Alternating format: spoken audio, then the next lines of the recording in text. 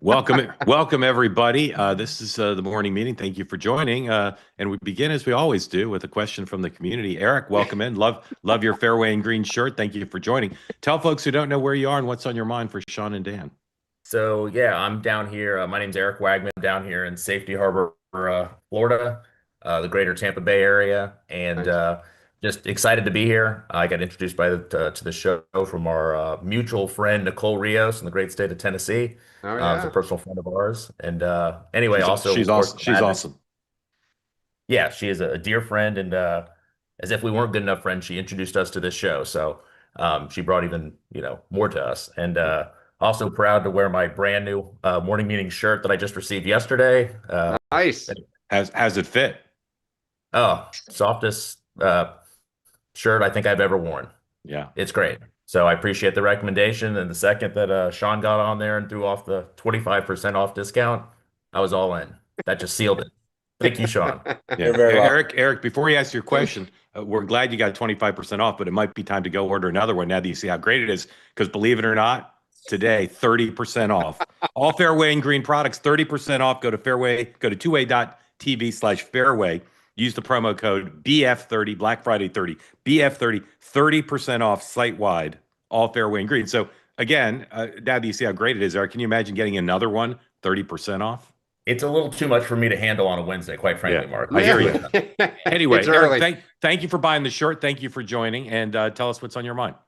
Sure. So there's, consistent conversations about 28, of course. And I think last night or yesterday, you guys discussed Gavin Newsom's situation where he was in the polling. I represent a true centrist. I'm a non-party affiliated voter, former moderate Republican. So looking for someone in that lane, it's very difficult. I think Rahm's potential presidential run is interesting. I'm somewhere in the middle looking for my guy or my woman. And I'm just trying to see, I know you guys have had this discussion before. What would it legitimately take for someone in that lane to make it in today's political climate? I just think and I would love to have someone in the Mikey Sherrill, Rahm on the left going against someone who's, dare say, a little more moderate on the right. But I think it's fair to say that Mr. Vance or Mr. Rubio will be the presumptive nominee there. So that's kind of that ship has sailed. But what would it really take? Are neither of those Are neither Vance nor Rubio moderate enough for you? I'm very open to listening for both, and I will. I mean, I'm when I say I'm on the fence, I truly am. Like about as in the middle as you can get. So I'll listen. Right now, it's not where I'd prefer to go, but I haven't written either off. Do you associate both with Trump? I absolutely associate JD Vance with Trump. I think he's in that position because of Trump, and I don't think he would have been there without him. I think Marco Rubio was an incredibly interesting politician, especially here from my home state of Florida. I really was disappointed that he jumped into the mud with Trump when Trump just started beating the tar out of him in 2016. I wish he would have stayed a more moderate, dare I say, reasonable or adult way of going about things. But again, he plays in the real world, and sometimes you got to do what you got to do to make it work. So I'm open to both. But to answer your question, I do associate Vance with Trump, not in a great way. Rubio, I'm open to, but I think Vance, the nomination is his to have. Eric, thank you for the great question. You speak for tens of millions. Dan and then Sean. I think you will you will have a candidate like that to choose from when the electorate rewards candidates for that. And I go back to, don't underestimate that the electorate may be craving the opposite in personality and style than the incumbent. That's not a Trump thing. It's just an American history thing that after 8 or 12 years, you want the opposite. And if the country says, I want calm, I want kind of, I'll say competent, I want someone with a track record in government of experience of working with the other side, you could get a Josh Shapiro, Rahm, who's talking about kind of ways to work together.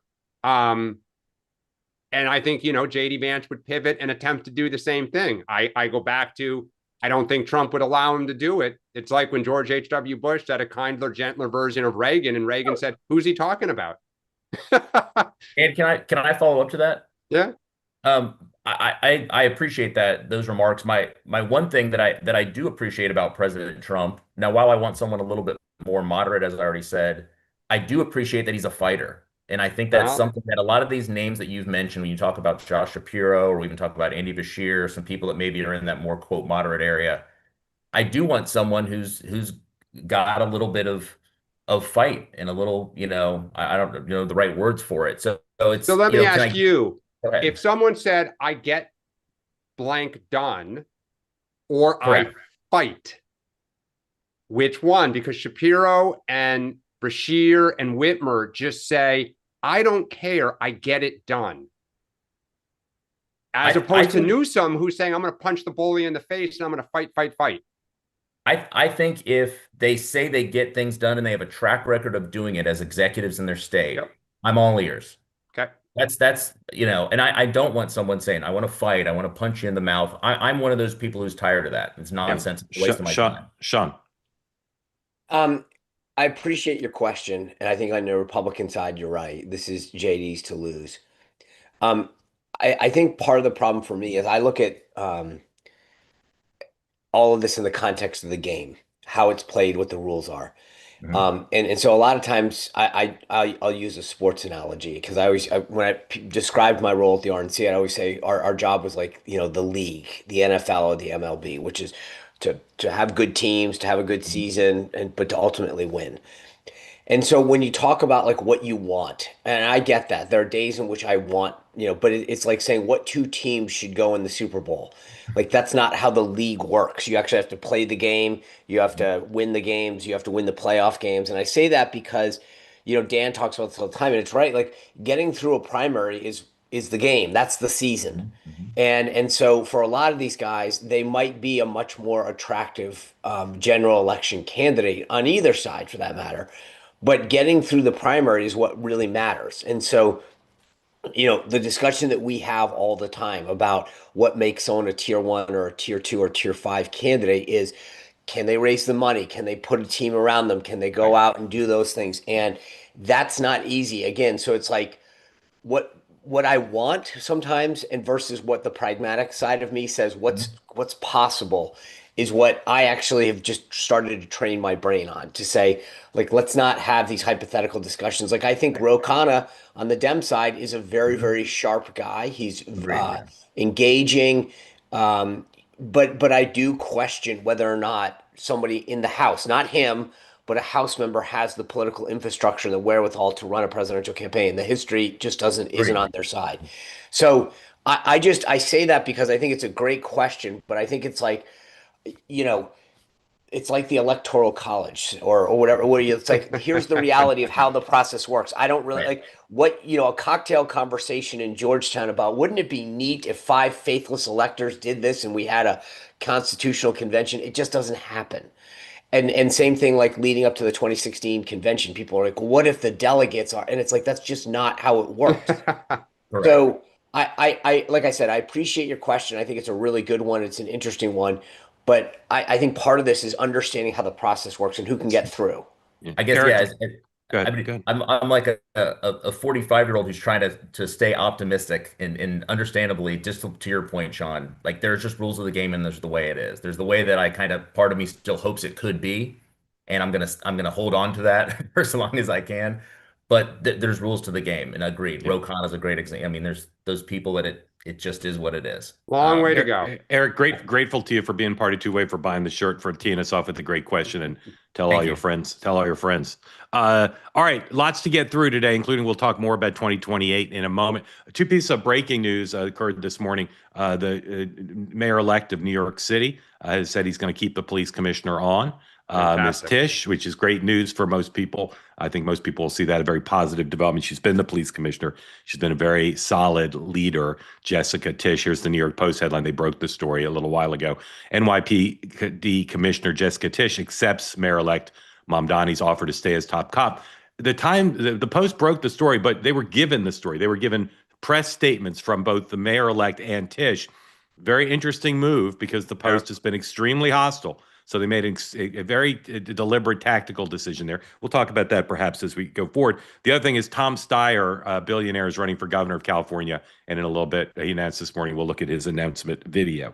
Some logistical things to tell you about, and then we'll run through the day book, and then we'll talk about things, and we'll get to your questions. If you're here on the platform, you want to get in the conversation, please raise your hand. If you're watching on X or YouTube, no smack in the chat. Peace, love, and understanding, blah, blah, blah. Okay. If you're interested in our schedule, because I get schedule questions all the time, you can look at twoway.tv. You can look at my Twitter account. You look at my Substack. Schedule for all our programs are available there. Next week, Two-Way Tonight and the morning meeting are off for Thanksgiving. So no programs next week. Don't email me Monday, ask where the show is. Listen to me now. No programs next week. We'll be back December 1st with both programs. In addition, tonight, special show, promo 3, please. Two-Way Tonight, 6 o'clock tonight, regular show. And then an extra hour with Ari David. He's the founder and editor-in-chief of Upward News. And he's an incredibly important and talented young journalist.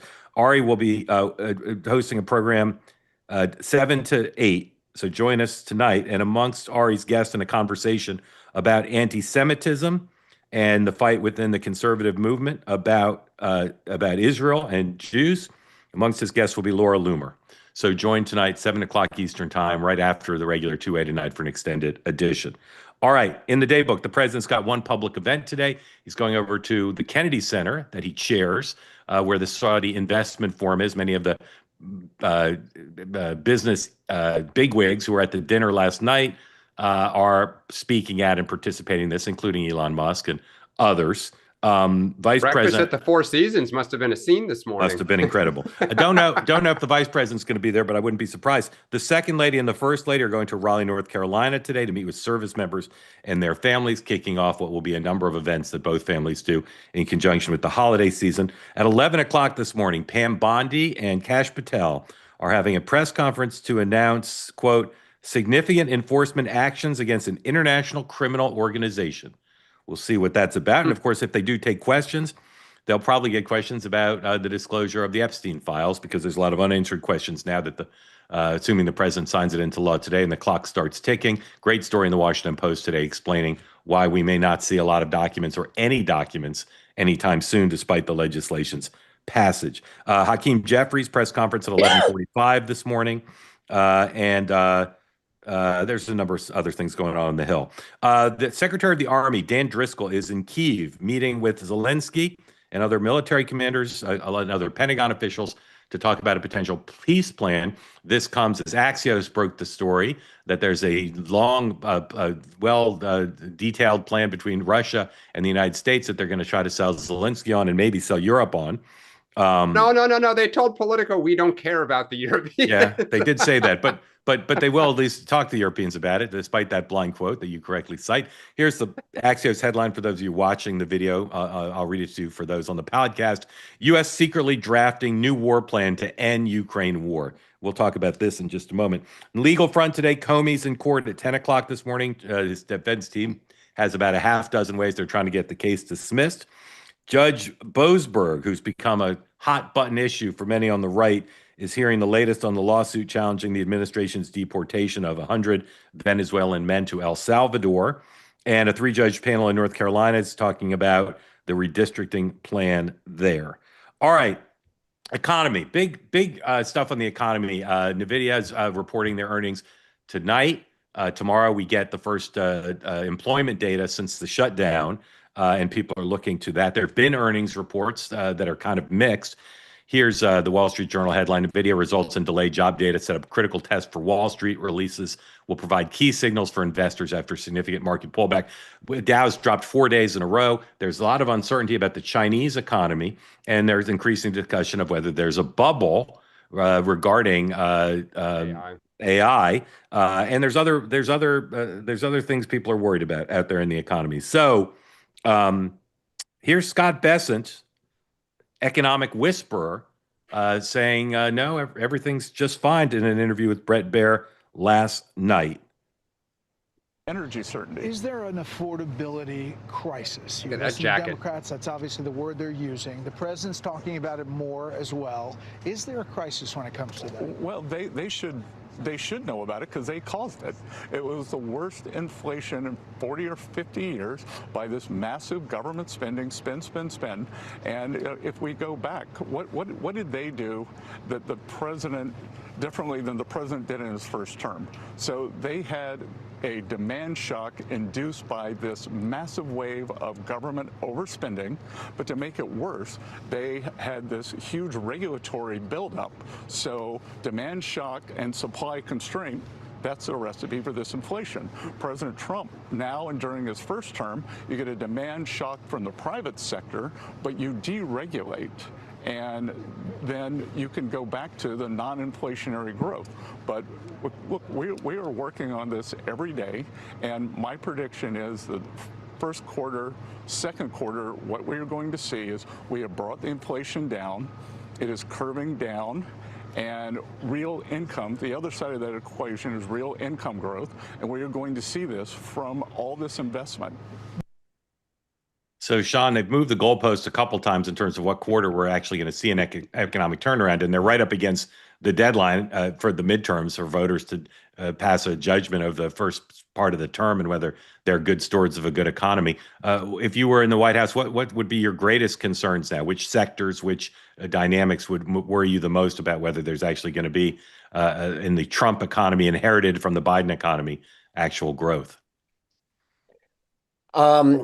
Well, first of all, I mean, I think they've still got time. You've got probably until the second quarter of next year when people are starting to correlate their vote with their feelings. So they've got, Yep. I mean, I would say the consumer goods are probably at the top of that list, things that you touch and see every day, right? So they're okay on gas and stuff. I mean, look, we all can admit there's a lot of stuff out of the control of the executive, but at the end of the day, that's how they get judged. And so you take credit where you shouldn't, and you get blamed for things you shouldn't. But I mean, I think consumer goods, groceries, anything that you're touching and seeing on a daily basis. So I think beef, they're right to be concerned about that. But the more stuff that you interact with and see, a gallon of milk, all those things, that's what people, for me, a couple of weeks or a couple months ago, it was lemons. Like I was like, I cannot believe this is what a single lemon costs. So I think that's where I would be most concerned. Obviously, housing is an issue as well, but again, it's like you only deal with housing when you're buying a house or sell. I mean, so like the things that you're coming into contact more and more is where I'd put the biggest focus. How much were the lemons? 70 something cents a piece, and I was like 79 cents for a lemon, and I'm like, that's Move to Manhattan, dude. If I could find 11 for 79 cents, I would Really? I'd buy 100 of them. Dan, where are the weak links in the American economy right now? They're everywhere. And the problem, I mean, I wonder if Bessent, like, I almost feel bad for him because he's gotta do the talking point. He's gotta be, the Trump spokesperson. But inflation was lower when they came into office. It was coming down. It was about 2.4, 2.5. Why is it reaccelerating? It's the tariffs. I mean, it's unbelievable that he's like, it's nothing that Donald Trump did, none of our policies. I mean, Sean's right. What did Home Depot say yesterday? Part of the issue is housing costs, whether it's lumber, cement, labor, which is an immigration issue. So to me, the problem Trump has is he's going to keep trying. I think what you're going to see over the next 4 months is every Friday night, every holiday, they're going to start undoing tariffs. Just like in his first term, when he had exemptions up the yin yang for specific companies, specific industries that they're going to try to get subsidies. Or the Supreme Court will do it for him. Right. But the problem is he created this. And you are going to hear Democrats. Gretchen Whitmer had an op-ed. We didn't talk about this. I think it was Monday in the Washington Post. His tariffs are reckless. Smart tariffs are good, targeted tariffs, but he is reckless because he wanted it to be easily digestible. So he smacked it on everything. He's got a problem. I will say that one of the reasons, when they're pulling them off, what was helpful about the way they did the Latin American ones is that they were able to use it to tie a deal together. So part of this is they can't just pull them off without getting something for them in return. Well, yeah. I think Friday night at 6 p.m. says it all. One place where the economy is booming is at two-way.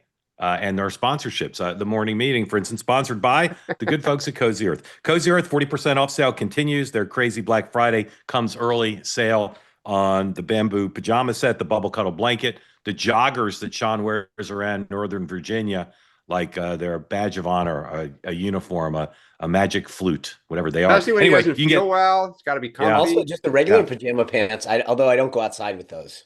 I do. I go get the newspaper with them. Just kidding. I don't get a newspaper anymore. 40% off. Go to cozyearth.com. Use the promo code 2WMM. 40% off the whole site.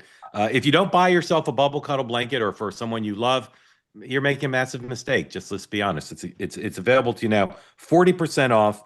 Wrap the ones you love in luxury with Cozy Earth. Again, cozyearth.com. Promo code 2WMM for an extraordinary 40% off right now.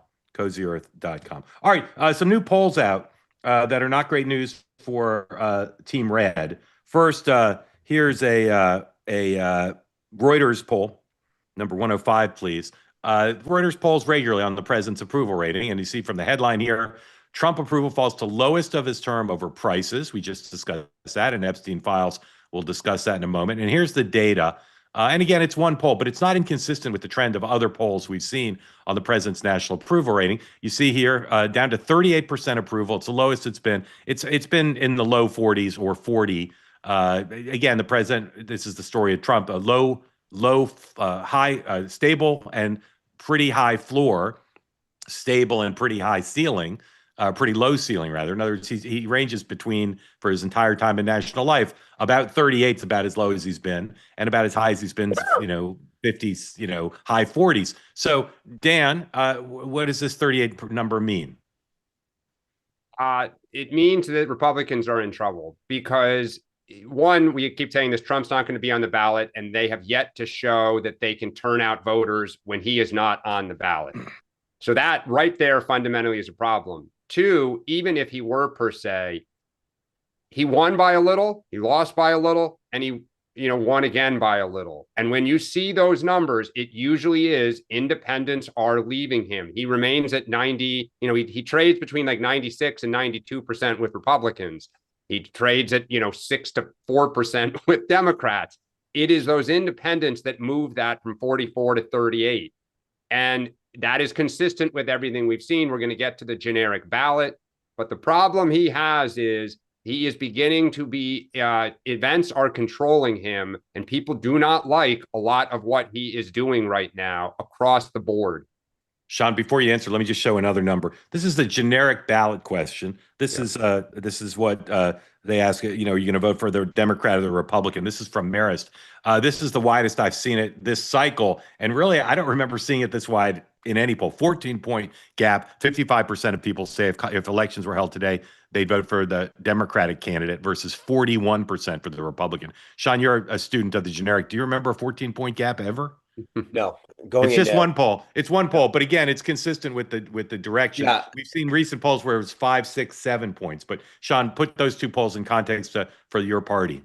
Yeah. So the first one, that one, I say this without seeing what their breakdown was or what their last one was. So it's sort of a snapshot, and that's not good. I mean, bottom line is if you're beyond 10 going into a midterm, you're in trouble.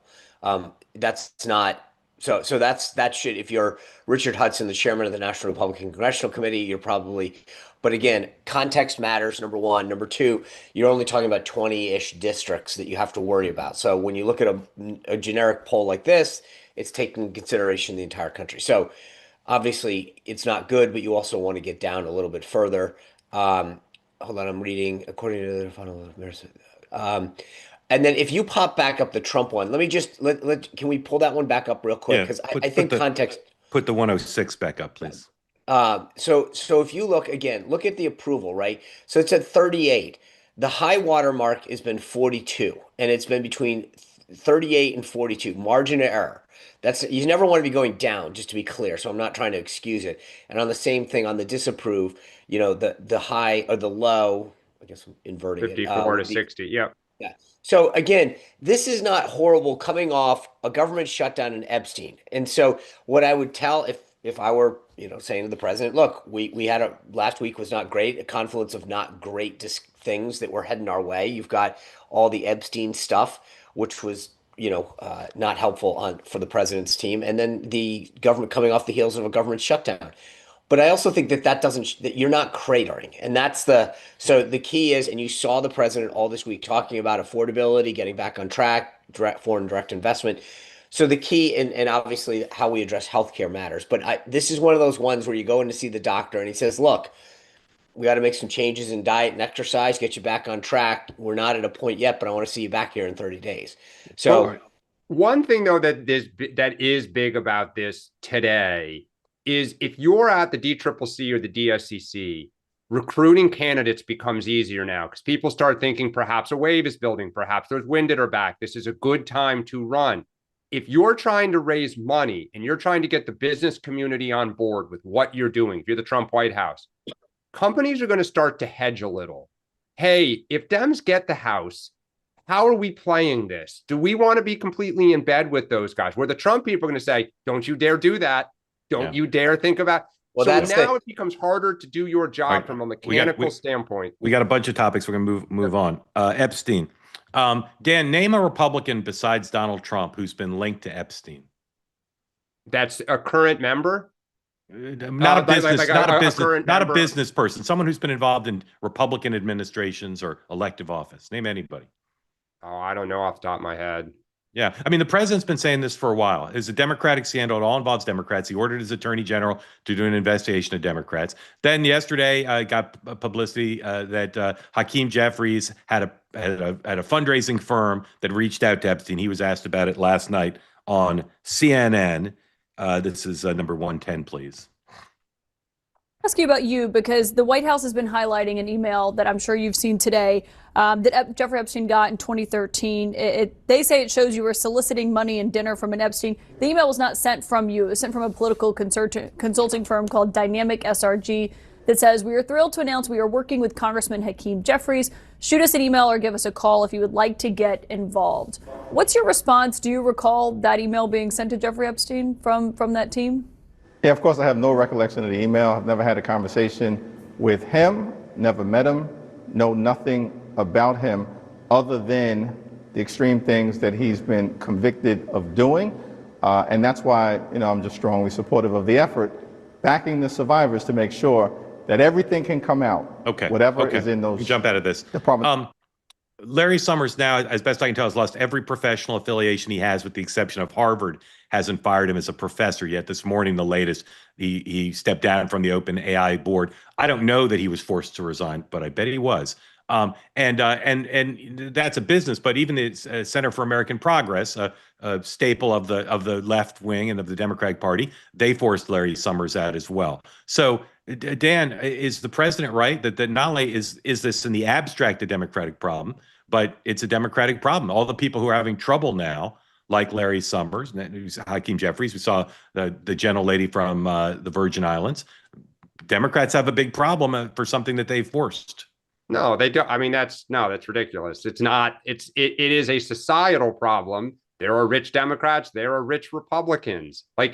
Look, as a fundraiser, okay, I have said I emailed and spoke once with Jeffrey Epstein because I had a client who said reach out to him to ask if he would attend a fundraiser.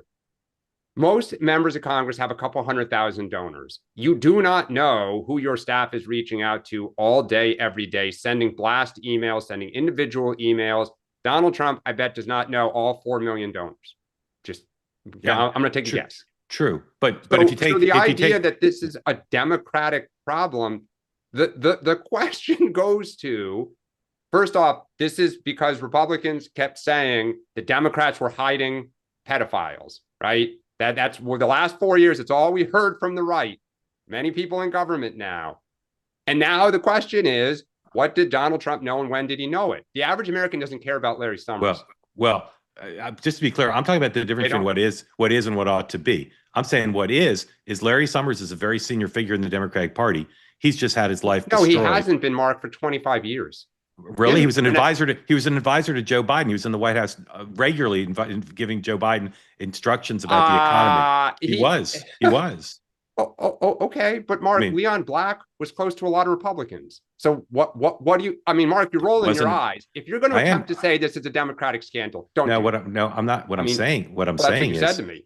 What I'm saying is that based on the first disclosure and based on the fact that there's now a Justice Department investigation ordered by the president of Democrats, it's more likely that Democrats it seems to me, are going to be caught up in this, particularly because with the exception of Donald Trump, who cut ties with Jeffrey Epstein over a decade ago. Hold on. He said that. I mean, there's no evidence. Knows. I mean, that's it. True, but there's no evidence that he didn't. But let Sean in a second. But I'm just saying, Dan, all I'm saying is right now I see Larry Summers, a leading figure in the Democratic Party for decades and currently. He was with the Center for American Progress. He was an advisor to Joe Biden.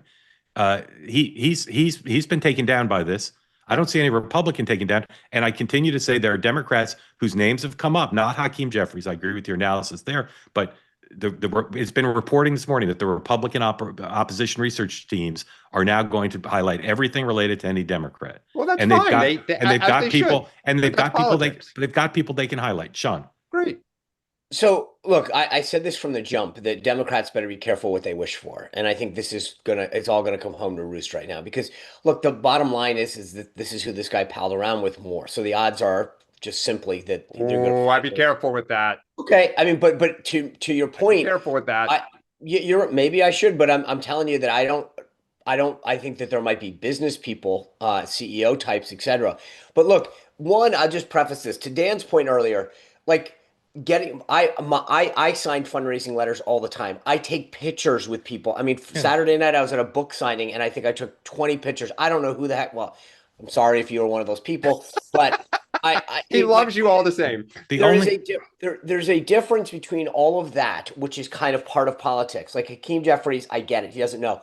But Stacey Plaskett and all these people who are like, you're texting with them, you're involved with them. You can't walk away from that. And that's where this issue is going to be a problem for all these people who had a relationship with him it's one thing to say, I was at an event, I didn't know who he was over there. But when like Katie Couric walked into an event and they said to her, you didn't see all the young girls taking your coat, serving you drinks. And I mean, there's a point at which it doesn't pass the smell test. Dan, what would, well, let me ask it this way. You've got a member of the Democratic caucus who was getting real-time advice from Jeffrey Epstein after he'd been convicted. Okay. Yep. Larry Summers is lost everything. And I don't hear any Democrats saying this is not fair to Larry Summers. Not one. To the contrary, they're all cheering this on. And yet they've circled the wagons around a member of the caucus. Why?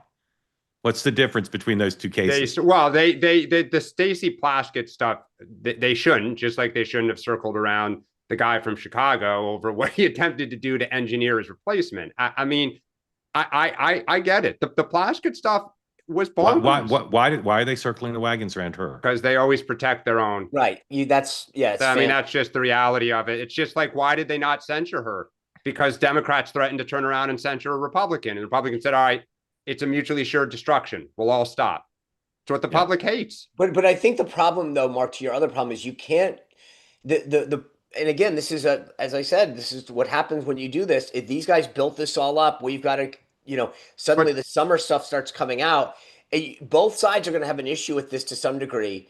But if you have an association with them, you can't have gone through this whole issue and then say, oh, it's no big deal. Yeah. Your explanation's correct. Members protect members. But at the very day when they're saying we're the party that says people over the powerful, don't protect insiders, let people who dealt with Jeffrey Epstein lose their place in society. The very day they're saying this is our big triumphal win, they're protecting a powerful person who had a close contact with Jeffrey Epstein and gave a ridiculous explanation of it. Well, but hold on. No one's accusing her. She was getting advice in a hearing about asking a witness questions. She wasn't saying, hey, when's the party tonight? There's one person so far. There's two. There's Bill Clinton. Donald Trump's the only one who's been photographed at parties with Jeffrey Epstein. More people may come out, but you guys, the plot's getting shifted. There's one president of the United States, right? There's one president of the United States who repeatedly made this an issue and now can't control the conspiracy theories. But his involvement is black and white, meaning we have photos. right? So that's why the public is asking questions. Yeah. I mean, it's From just that's 2004, right? politics. I mean, What? well before there were accusations about what he was doing. Oh, maybe. We'll see. Okay. One more question about Epstein, and then we're just going to have to wrap it around everything else to get the questions from the community. So raise your hand if you want in the conversation. Again, I recommend the Washington Post story on disclosure and what the Justice Department will do. Dan, will we see meaningful, interesting documents by Christmas? No. No. Even though the law calls for it, there's no teeth in the law. And will we not see them because they'll say there's an ongoing investigation? Well, let me rephrase that. We'll see some. I think you'll see some stuff about Democrats. I mean, this is politics. No doubt. Yeah. Even though ironically, the investigation's about the Democrats, and so in theory, the Democratic stuff should be more likely to be held back. Sean, will we see meaningful disclosure by Christmas? I'm going to say yes, just because I think the volume of what's going to come out. But I also think, as I said before, when I asked Dershowitz this question, he's very clear that like the real juicy stuff isn't going to be in those files. Yeah. I never read the chat, but I glanced at it. Don't tell me to define meaningful. We all know it when we see it. All right. Rapid round, guys. Got to go quick here. There's this notion that there's a Ukraine plan. Politico breathlessly this morning said this is going to happen. It's amazing. The administration is very bullish. Sean, will there be a Ukraine peace deal by Christmas?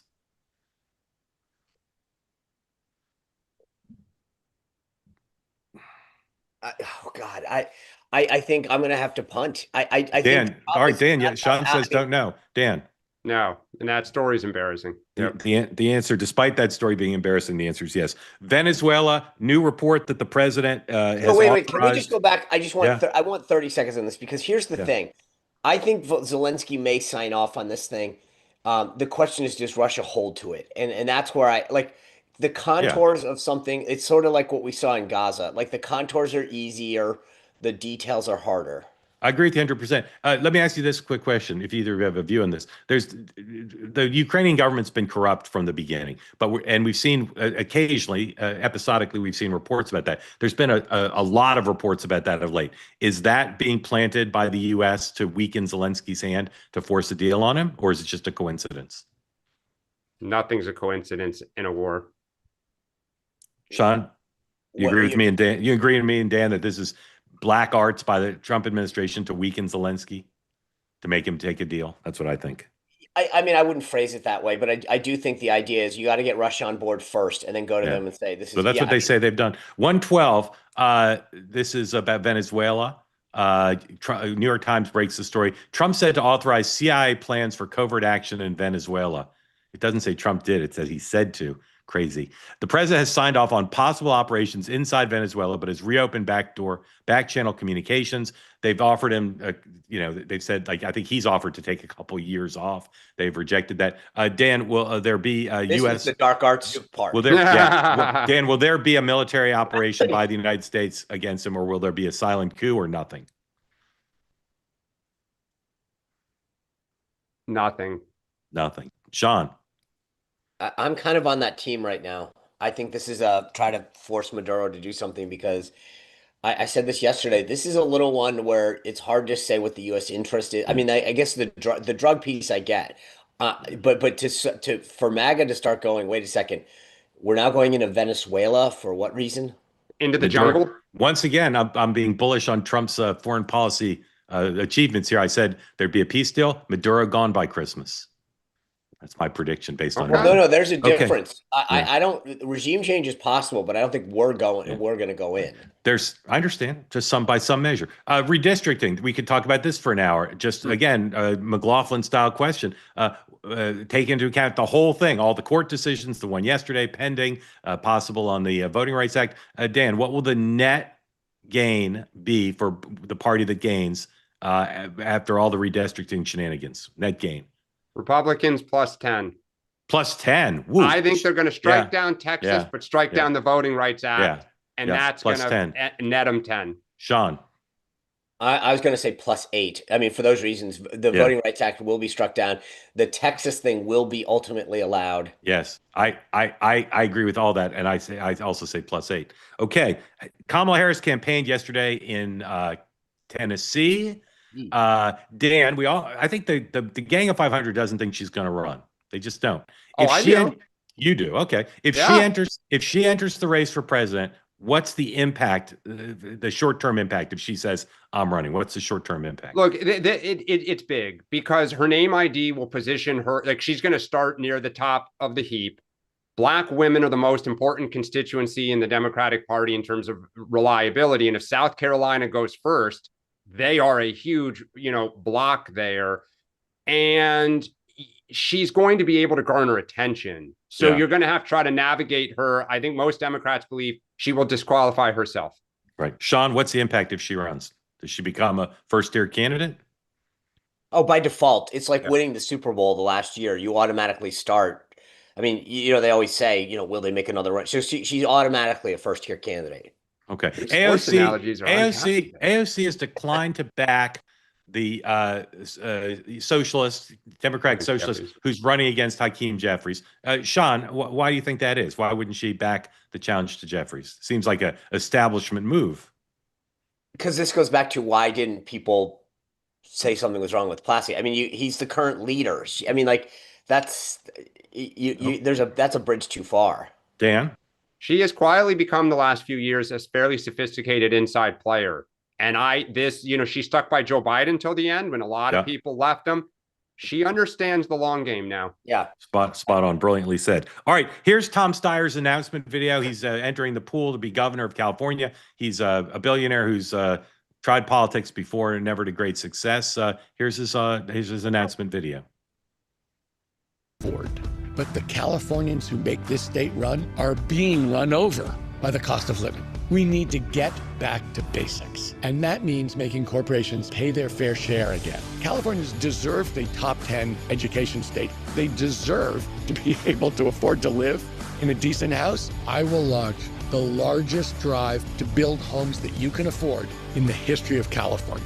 We have the second highest electricity rates in the country. If we break up the monopolistic power of utilities, we're going to unleash a complete wave of innovation and drop our sky-high energy prices. Could be the most poll-tested video ever made. So we can get a completely different and much better outcome for the people of California.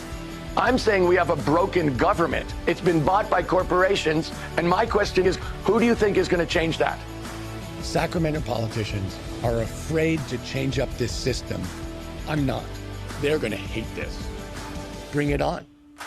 I'm Tom Steyer, and I'm running for governor.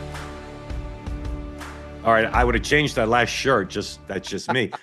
Again, that if you talk to anyone who's conducted a poll or a focus group in California over the last year, they would tell you those are the exact things to talk about. Dan, the question is Tom Steyer the messenger? He's run before. People have not. The dog has not eaten the dog food. But would you rank him now? Is it because he's a self-fund? So I was just going to say he'll have all the money. So you can't ignore him. But do you take him as a serious top-tier candidate? Not right now, just because our party's history with the really rich is not great. So I can't see the party saying a rich hedge fund manager is our solution. But anyone who puts forward a couple $100 million in TV ads could create name ID and you know the airwaves. The only person who would have a less good chance than a rich hedge fund manager would be a poor hedge fund manager. They would do even worse. Sean, do you take Steyer seriously? I think I agree with what both of you are saying. If you have $1 billion, you automatically are serious. But I don't think he ends up being like I don't see him even, making the top 3. It's just not he doesn't sell.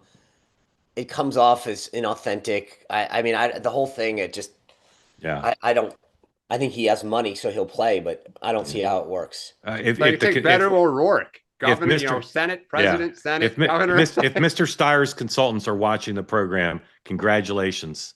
He has some good ones. On your By the way, if I were them, put all of his money on broadcast. Yeah, broadcast TV with a 15% cut. All right, a few more things and then your questions. So please, if you're here on the two-way platform, raise your hand. My regular reminder, no smack in the chat, please, particularly on YouTube. Charlie Kirk, there's a video interview. You can Google it, you'll find it, with the head of security who was with Charlie that day. It's incredible. This was not that long ago, and so much has happened since. But if you want to see an emotional video and account of the day Charlie was killed, please watch that. And then I'll just tout this for you. Podcast. Yeah, thank you. I'll just tout this for you. Number 114. This is Commentary's daily newsletter. Get that up from Abe Greenwald has a piece. It's called "The Man Who Held Back the Flood," and Abe makes a point that I think is super important. I just recommending you go read it. We don't have time to discuss it, but he points out how central, how elemental, how fundamental Charlie's presence was to keep the Fuentes wing of the whatever it is from growing and not just having influence within the party, but taking hearts and minds in larger numbers than they have. It's an incredibly important piece if you're interested in not just Charlie Kirk, but in where the movement stands and how important it is if you believe that the Republican Party and MAGA should not be dominated or infiltrated with people who are anti-Semitic or bigoted or pro-Hitler, the importance of finding someone who could do what Charlie did with all of his talents. All right, quick message from a sponsor and then to your questions. So stand by and raise your hands. CB Distillery is offering you 25% off right now. All their products, go to cbdistillery.com. Use the promo code 2WMM if you're having trouble sleeping, if you're feeling a little under the weather and dragging, and your body needs some help to deal with stress or pain after exercise, even mood and focus. Do what 2 million people plus have done. Use the products of CB Distillery for better sleep, less stress, feeling good in your own skin. And again, right now, save an extraordinary 25% off your entire purchase. Go to cbdistillery.com. Use the promo code 2WMM for 25% off your entire order, available to you as part of the two-way community. 2WMM, cbdistillery.com, available to you to help with sleep, mood, focus. And if you're feeling a little sore after exercise, works for, as I said, over 2 million people. cbdistillery.com, promo code 2WMM, cbdistillery.com. Give it a try today. And here we go. Amanda, welcome in. Unmute. Tell folks who don't know where you are. Sorry to shock you. And what's on your mind for Sean and for Dan? Oh, hi. I am a teacher in the Central Valley. I'm actually in my classroom grading papers. What do you teach? Fourth grade. Yeah, that's a 6:45 a.m. You're grading. I love it. Bunch of cuties. What do you teach? Everything, or you specialize? Everything. Yeah. Everything. What do they do when they first come in the morning? It's either PE or because it's we call it a bank day. They start later, so we'll do math right away. Got it. And what do you do? What are you doing on math? Right now we're doing area and perimeter. Area and perimeter. Awesome. Yeah. Well, thank you for being part of Two Way and taking a little break from grading and joining us. Tell everybody what's on your mind. So what's in my mind, I am probably one of the few African-American conservatives in California. And I have to say, I almost feel like the media's coverage of Gavin Newsom is almost a dereliction of duty. They portray him as some not villain, but a person going against Trump. But we've had to deal with this man for almost 8 years. And even starting with his time in San Francisco, it's been a trail of failure. Our homeless has gotten worse since he's gotten here, since he's been our governor. Prices, talk about affordability. Affordability has gotten worse. I just can't understand the media's focus on this man when he's made things worse. Everything is worse here. Prices, gas prices. I just don't understand the fixation of the media's on this man. Well, let me ask you a question. Do you think he could win the Democratic nomination even if he would lose the general? Or you think even he's so weak, even in the eyes of Democrats?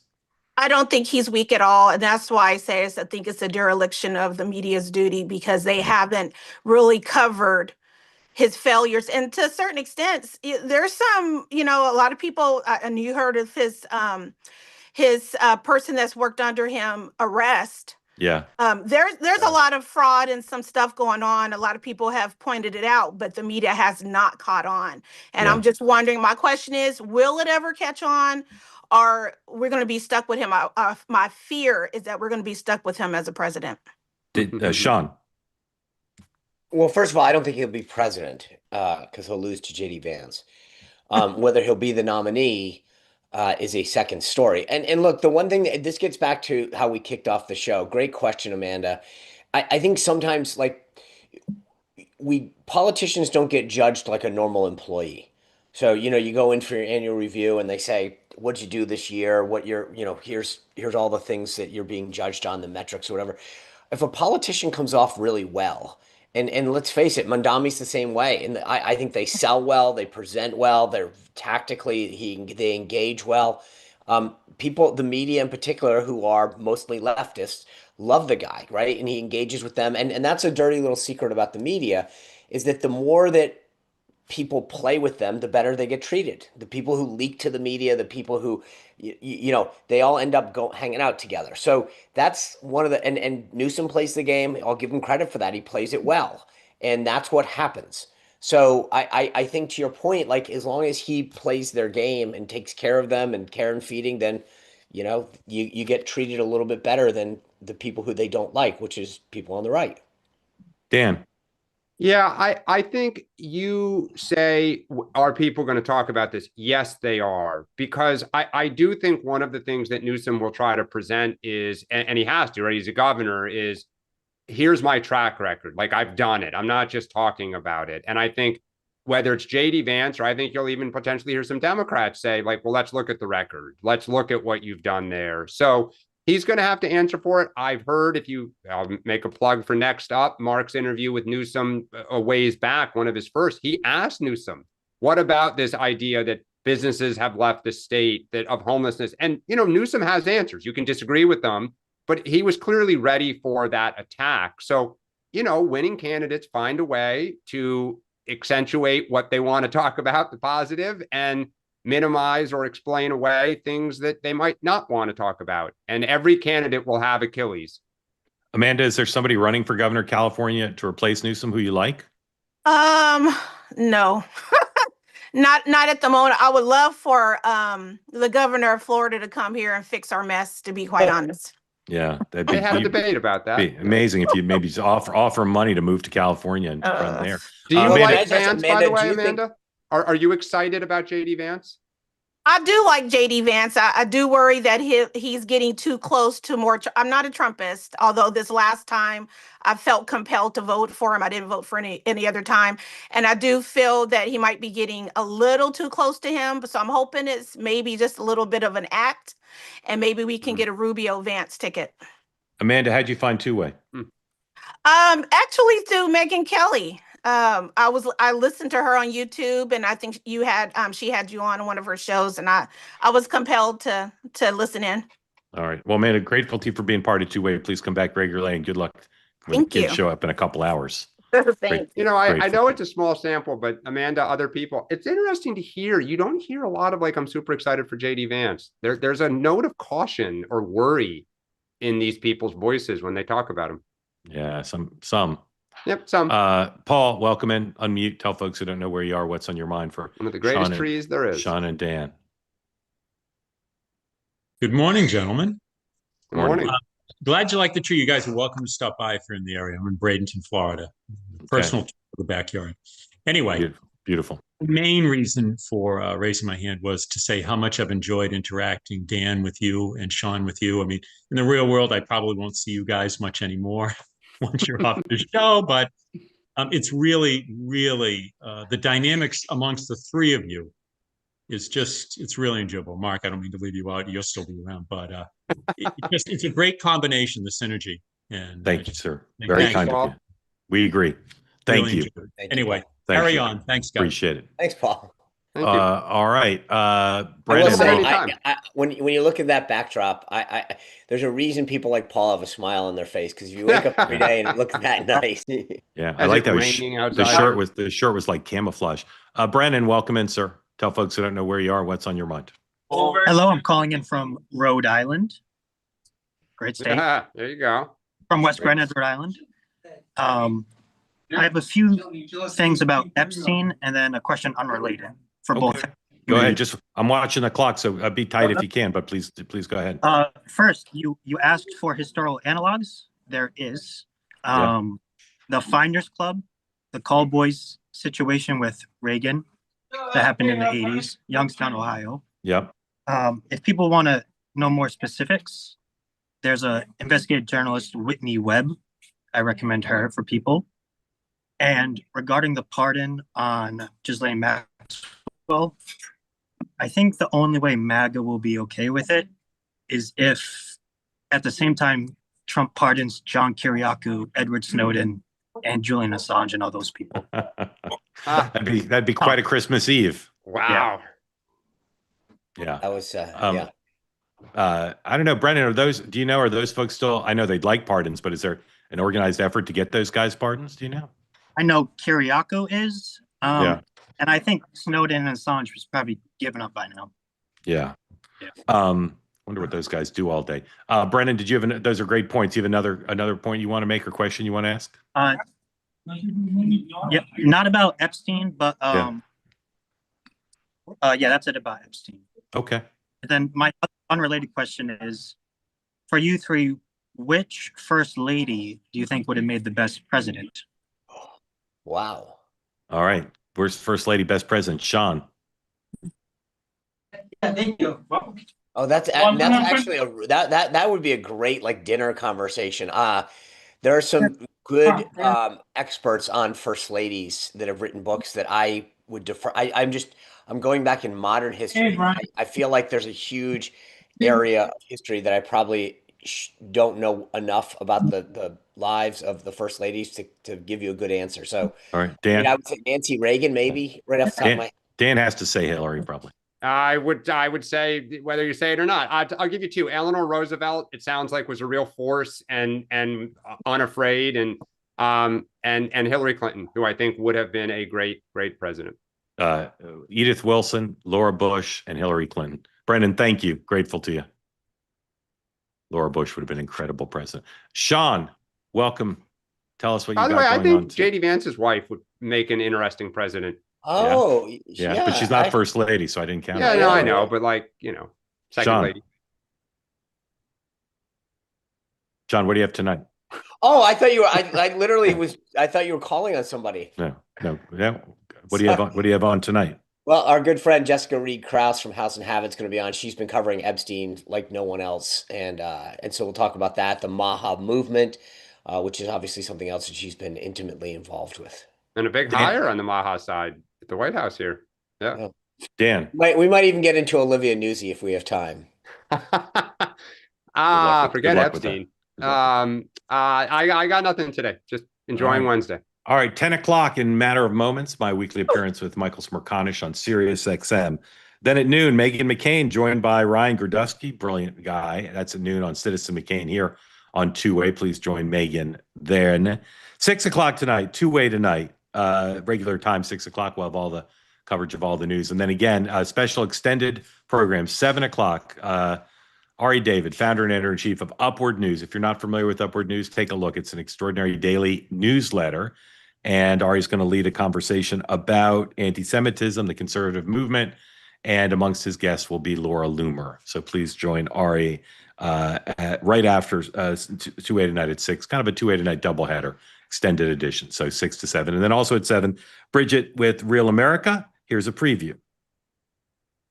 It's a little over 5 years after the pandemic, and instead of looking at what did and didn't work, it feels like the people in charge, the geniuses in charge, who often made bad decisions, are just trying to memory hole all of it out of existence. Specifically, we want to talk about the school closures this week on Real America. Did your kids suffer? Have they bounced back? Did you see lasting effects? 5 years later, how do you feel about it all? I know it's hard to look back on it and it can be traumatic, but unless we examine what happened, we're doomed to repeat it. Join me, Bridget Fetisi, on Real America Wednesday, November 19th at 7 p.m. Eastern, 6 p.m. Central. We will be live discussing this. You can register to join the conversation at twoway.tv/Bridget Zoom, or you can simply watch the episode at Real America Fetisi on YouTube. The very cool sweatshirt she had on.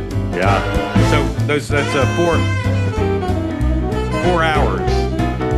4 hours of additional two-way programming coming to you later today. Again, extended edition of Two-Way tonight, Meghan at noon, and then Bridget at 7. And a reminder that if you'd like to sponsor this program, you can send us an email, or any of the Two-Way programs, really. Send us an email, sponsors@twoway.tv. Tell us about your interest, and we'll connect with you to go over a bunch of stuff. And tomorrow, at this time. We'll be back or 9 a.m. Eastern time. And again, a reminder, no programs next week for either the morning meeting or two-way tonight.